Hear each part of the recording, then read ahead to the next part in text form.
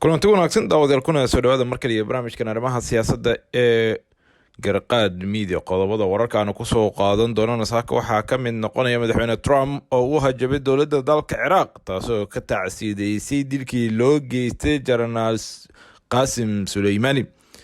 madaxweyne xaafi weliba madaxweynaha kale ee maamul goboleedka Jubbaland Axmed Madoobe waxa ay ku wajahan yihiin magaalada Garowe xilli ay taagan tahay xiisado kala duwan oo ku aadan maamulka Galmudug oo ay doorashada kusoo fool leedahay. qaran ayaa waxaa loogu sameeyey magaalada Tehran ee caasimada dalkaasi Iran dilkii loo geystay Jenaraal Qaasim Suleymani oo ahaa lana aaminsan yahay inuu ahaa shakhsiga ugu awooda badan ee dalkaasi Iran.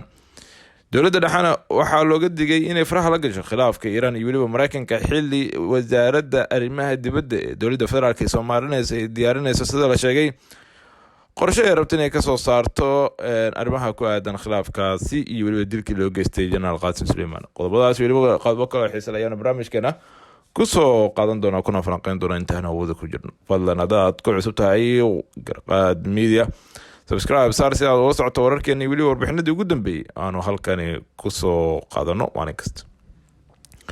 haddii aanu ku bilowno madaxweynaha Mareykanka Donald Trump ayaa ku hanjabay inuu cunaqabateyn ballaaran kusoo rogi doono dowladda Ciraaq haddii aysan dhaqan geliso qaraarka uu meel mariyay baarlamaanka ee ahaa in dhammaan ciidamada ajnabiga laga saaro dalkaasi. Donald Trump ayaana sheegay in saldhigiisa cirka Mareykanka ku leeyahay Ciraaq ay ku baxday balaayiin dollar isla markaasna ciidamada Mareykanka aysan ka bixi doonin ilaa inta mas'uuliyiinta dalkaasi ka bixinayaan kharashka Mareykanka uga baxay dhismaha saldhigaasi. hanjabaadan kasoo yeertay Donald Trump ayaa u muuqata mid uu ku cadaadinayo dowladda Ciraaq in aynan fulin go-aankii baarlamaanka ee dalkaasi. talaabada uu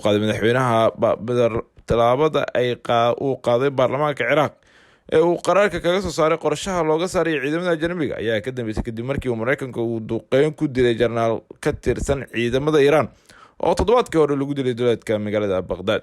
Mareykanka ayaa waxaana ka jooga Ciraaq boqolaal askari, sidoo kalena waxaa sanadihii ugu dambeeyay hormuud uu ka howlgalkii kooxda ISIS ee gudaha dalkaasi Ciraaq lagula dagaalamayay.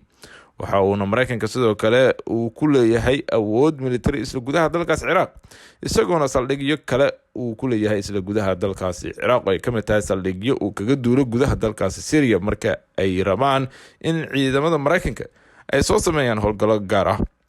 arrintan ayaana kusoo aadaysa xilli gobolka bariga dhexe xiisadiisa ay aad u kacsan tahay oo ku aadan dilkii loo geystay Jenaraal Qaasim Suleymani oo ahaa in lana aaminsan yahay inuu yahay ninka ugu awooda badan ee gudaha dalkaasi Iran.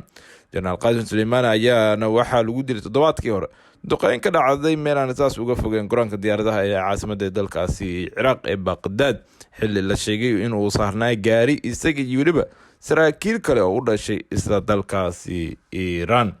waxaana ay dhalisay dilkii loo geystay Jenaraal Qaasim Suleymani xiisad cusub oo ka dhex dhalatay gobolada dalkaasi ee bariga dhexe. waxaana ilaa hadda soo taray warar kala duwan oo ku aadan dilka loo geystay Jenaraal Qaasim Suleymani xilli Mareykanka uu ku sheegay dilkaasi inuu ahaa mid la rabay in lagu joojiyo sida la sheegay dagaalka ka socdo gudaha bariga dhexe. dhanka kale madaxweynayaasha Galmudug iyo Jubbaland ayaa lagu wadaa in maalmaha soo aadan ay gaaraan magaalada Garowe ee xarunta maamulka Puntland sida ay noo xaqiijiyeen ilo wareedada lagu kalsoonaan karo. xog ay heshay garqaad media ayaana sheegaysa in madaxweynaha Jubbaland uu maanta tagayo Garowe halka xabna isagana la filayo inuu socdaal dhulka ku gaaro isla magaalada Garowe isla toddobaadka. ujeedada socdaalka mas'uuliyiinta ayaana lagu sheegay inay martiqaad ka heleen madaxweynaha Puntland Saciid Cabdullaahi Deni oo ay ka qayb galayaan munaasabadda sanad guuridii koowaad ee doorashadiisa ee Puntland. wasiirada xildhibaano ka tirsan dowladda Soomaaliya sidoo kale lagu wadaa inay maalmaha soo aadan u baxaan Garowe si ay noo sheegeen xubno ka tirsan xarunta villa Puntland. munaasabadda sanad guuridii koowaad ee doorashada Deni ayaana la filayaa inay isku keento siyaasiyiin u badan dhinacyo kasoo horjeeda dowladda Soomaaliya, sidoo kalena ay aad ugu yaraadaan dhinacyada dowladda ee taabacsan. inta ay joogaan Garowe, Deni, Xaaf iyo Axmed Madoobe ayaa sidoo kale ka wada hadli doona arrimaha ku saabsan doorashada 2020 ee Soomaaliya iyo xiriirka oo dowladda federaalka iyo dowlad goboleedyada oo maraya heerkii ugu xumaa ee abid. waxaana sidoo kale lagu wadaa inay ka wada hadlaan arrimaha ku aadan doorashada Galmudug oo meel gabagaba maraysa iyadoo madaxweyne Xaaf uu ku dhawaaqay in doorashada ka socota deegaanada Galmudug ay tahay mid aan waafaqsaneyn dastuurka isla markaasna uu madaxweynaha uu ka yahay deegaanadaasi balse uu sheegay inuu iska maamulinayo ra-iisul wasaare Khayre. Arrintan ayaana kusoo aadaysay xilli ay marayso doorashadii Galmudug loo diyaargarowgeedii meeshii ulihii ugu dambeysay lana soo xulaya xildhibaanada ka mid noqonaya kuwaasoo doonan doona madaxweynaha cusub ee Galmudug. waxaana sidoo kale gaaray deegaanada Galmudug musharaxiinta madaxweynaha u taagan xilka maamulkaasi Galmudug oo ay iyagana isku daaranayaan uuna jiraan olahoodii ugu dambeeyay ee ku aadan sidii ay ugu guuleysan lahaayeen kursiga madaxweynaha ee Galmudug. dhanka kalena kumanaan qof oo baroordiiq sameynaya Jenaraal Qaasim Suleymani ayaa waxa ay soo buuxdhaafiyeen jidadka Tehran ee dalkaasi Iiraan. Jenaraal Qaasim Suleymani ayaana ahaa madaxa cutub ka mid ah ciidamada ilaalada kacaanka ee dalka Iiraan oo loo magacaabi jiray Quds ayaa dowladda Mareykanka waxay ku dishay duqeyn dhanka cirka ah. wakaaladda wararka ee Iiraan ee loo soo gaabiyay IRIB ayaa daabacday sawirro naxashka Suleymani oo lagu duubay calanka dalkaasi Iiraan. caasimada Tehran xildhibaanada baarlamaanka Iiraan ayaana ku luuqeynayay Mareykanku ha dhinto. Suleymani ayaana ahaa sargaalkii Iiraan u qaabilsanaa bariga dhexe, islamarkaasna waxaa la rumaysan yahay inuu ahaa ninkii labaad ugu awoodda badan dalkaasi Iiraan. dilkiisa ayaa waxa uu sare usii qaaday xiisadda u dhexeysa Iiraan iyo Mareykanka. hogaamiyaha ruuxiga Iiraan Ayatullaahi Khamenei ayaana waxa uu ka digay aargoosi adag. madaxweyne Trump ayaana bixiyey amarka weerarkii lagu dilay Suleymani.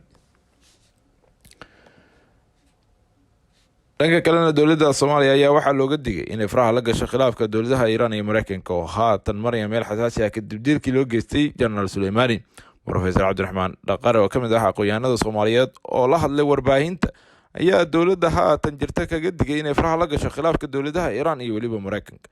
waxa uuna sheegay in labada dowladood inay yihiin kuwo awood badan balse Soomaaliya looga baahan yahay inay indhaha ka fiirsato waxa ka socda oo aysan la fafan dal gaar ah. dhanka kalena waxa uu sheegay in Iiraan uusan haatan xiriir kala dhexeynin Soomaaliya maadaama dowladda Xasan Sheekh Maxamuud ay hore xiriirka ugu jirtay arrimo ku aadan kadib sida la sheegay markii Sacuudigu uu cadaadis saaray xukuumadii hore uu hogaaminayay Xasan Sheekh Maxamuud, taasoo keentay in madaxweynihii hore ee dalka Xasan Sheekh Maxamuud ay qaataan go'aan ku aadan in gabi ahaanba dowladdaasi Iiraan xiriirka loo jaro, taasoo keentay in sidoo kale saraakiil ka joogtay gudaha dalka Soomaaliya oo ka socotay gudaha dalkaasi Iiraan in gabi ahaantood bay isaga baxaan dalka, taasoo markii dambena keentay in Iiraan iyo Soomaaliya xiriirkoodii uu gaaro meeshii ugu hooseysay.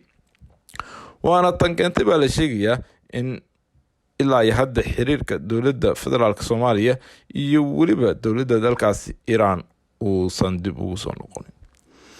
ugu dambeyn ciidamadii ugu horeeyay oo Turkiga ka socda ayaa kusii jeeda gudaha dalkaasi Liibiya xilli ay sii xumaanayso xaaladda ka taagan gudaha dalkaasi.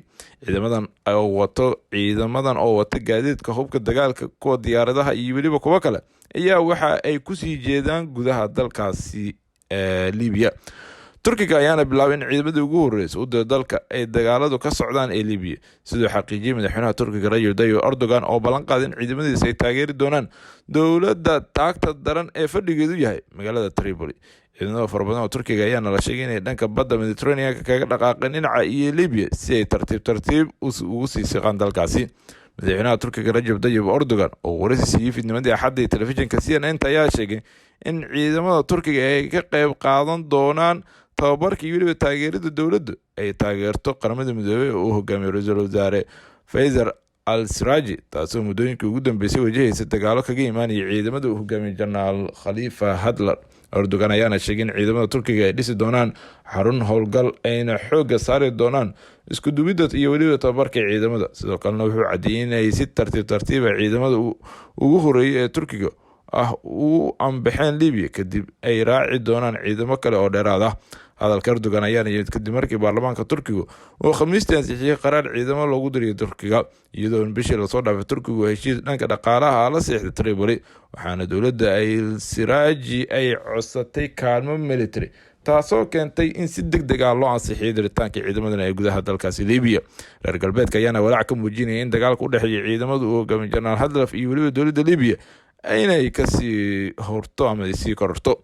ciidamadii uu hogaaminayay Jenaraal Haftar ayaana taageero ka heliyay Imaaraadka, Sacuudiga iyo Masar, halka dowladda ku meel gaarka Liibiya ayaana taageero ka helaysa dalka Qatar iyo weliba Turkiga, taasoo Liibiya ka dhigaysa xarun cusub oo dagaal ay ku hordamaan wadamadan iska soo horjeedo oo intooda badan bariga dhexe ay ku dagaalami waayeen, taasoo keenaysa in dagaalkii u dhexeeyay wadamada khaliijka oo ku aadaneyd inay hore xiriirka iskugu jiraan hadda loo weeciyey dhankaas iyo weliba Liibiya iyadoo la ogsan yahay inay hore ugu dagaalameen isla gudaha dalkaasi Yemen.